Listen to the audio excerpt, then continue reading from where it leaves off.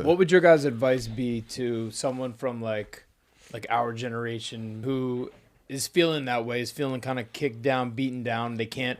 Their parents were able to go out and buy a house in their 20s. They can't afford a house in their 20s. You know what I mean? What would your guys' advice be to them? The cliche that I use is don't chase your dreams, finance them. Become of service to people. Figure out ways. The good thing about investing isn't necessarily investing. It's the fact that your money's making money when you're sleeping. Hustle like hell. Understand the game that's being played and get in and get out. Oh, don't get greedy. Get in, pull profits along the way. You'll never lose taking singles, and then make sure that you're doing things to diversify. Like raise your floor. When you're in your 20s, raise your floor as high as possible as opposed to chasing the highest ceiling. Does that make sense what I'm saying? Yeah. Where I up is I need a yacht. I need it all, and I need it all right now. You just get your floor, your existence to the highest possible lowest level. Does that make sense? Yes. That would be the advice that I give. And I say, I mean, you have to start investing. And I think that that's something I learned just given based off of my previous career. It's like, and I think we're probably relatable in this aspect, is there's very much a real shelf life to to how long we can operate at our peak in that industry, in each industry, and just dragging you into it. Her fighting me. little crossover. Whoa. Nobody saw that coming. Nah. So like, wait for the season finale, guys. Season 10 of Canceled Weekly. So where would you recommend investing? Well, I think that you have to find things that I try to invest ethically. So if I don't like the CEO or what the company is doing, like a tobacco, for example, I wouldn't do something like that. So I have I have a lot that's in cryptocurrencies, a whole bunch of different ones there. I have a lot that's in different cannabis companies, biotech, because I feel like that's going to be really important. So you just have to do your homework and find companies that speak to you. And then it's difficult because obviously who has the time for that? But I think safer bets, and obviously I'm not a financial advisor, but I love Bitcoin, I love Ethereum, SLS is a good one. Honestly, Doge, everyone makes fun of me, but Doge, I'm crushing it with that. Floki, it's always good to bet on Elon. Yeah.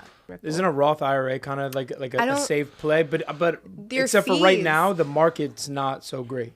So I think the problem, and you're probably going to be more well versed than I am in this, it's like when you outsource that to someone else, they call it dumb money. So everyone makes the money on every single transaction that you're making. So you think that you're saving up for retirement, and then when that day comes, you're like, where's all my money? Well, the guy that was swiping and trading and doing all of that work, he's taking all of it pretty much. Wow. Did you see Dumb Money? I didn't see Dumb Money. Oh my gosh. I'm not familiar with Dumb Money It's a new movie that came out on Netflix. It was about the Radio Shack stock. Really? It was amazing. It's like, as for me, I like the stock. It's so good. And it's just like how Dumb Money, how the average American took down Wall Street. Yeah. It was amazing. Well, to a point. Speaking of Roth IRA, it's kind of like our ancestors. She has a little Jewish in her. We got the IRA, bro. Hey, Irish Republican Army in this mug. I'm saying? Our great grandfathers. Yeah, ungovernable, bitch. I'll take some too for you. I love the Jews. Love the Jews. Great love people. The Jews. They're great. Great people. I would say the tongue on that great pepper. Everybody knows. So you just came out of dental work because the tongue's numb.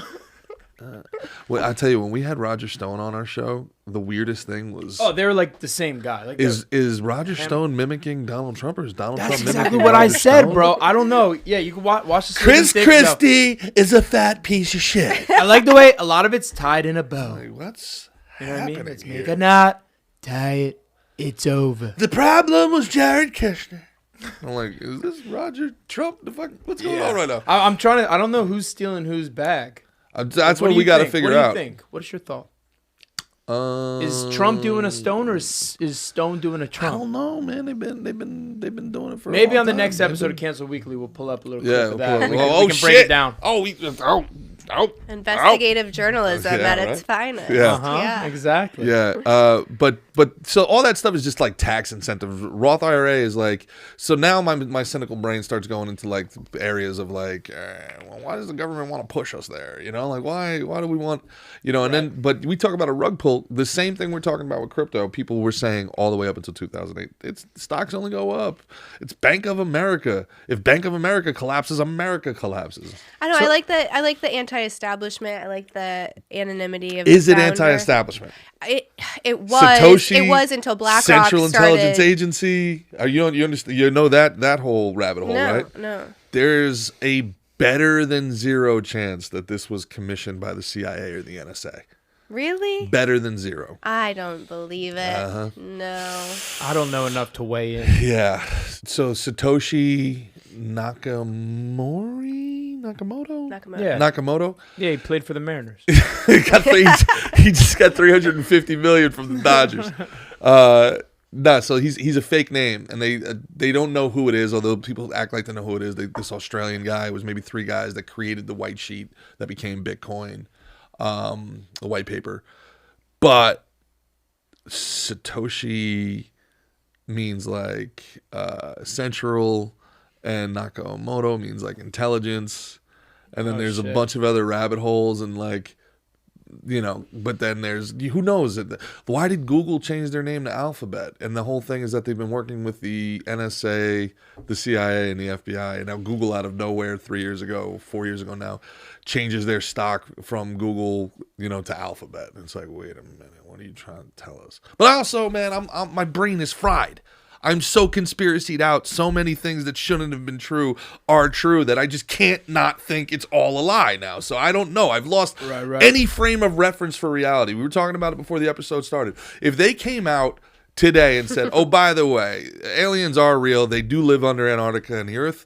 Kind of flattish. I'd be like, Of course. Why wouldn't it be? Yeah. Shit. Why wouldn't it be? I just don't know anymore, man. So Right. And I guess another really good resource, it's called Real Vision by Raoul Pal. I don't know if either of you know him. So he was like the only financial advisor where his clients made money in the 2008 crash. Like the Big Short was about his clients. Oh, okay. So like this guy is the real fucking deal, lives in the Canary Islands, like loves life. He's just a genius. So Real Vision, it's a whole bunch of content that he puts out there, and it's an inside scoop as to what's going on with the market, predictions, and this guy's pretty much never wrong. Like we shouldn't have put this on air for our thousands of followers. We I want this. Want everyone. No, there's enough, right? We're educating. There's enough. But there's enough for everybody. So it's like, fuck the man, and this is a real good way to get yourself into a good position. Look so at check you! that out. Look at you being abundant. You know, I am abundant. Yeah, dude, you gotta have that abundant mindset. I love You that do. fixed small mindset, all right, bro? I get it. And listen, I'm never a hippie, but I will tell you that things in my life changed for a significant positive when I was very, very hard in my self-evaluation, and I stopped trying to extract and I started trying to give. I started being less worried about what I can get out of a situation and more about what service I can provide. And being of service without being subservient, it's a very, very clear difference between the two. Being of service has made me feel like a better person. I'm more confident in my decisions and the things that I've done regardless of the outcome. And shockingly enough, it's been way more lucrative.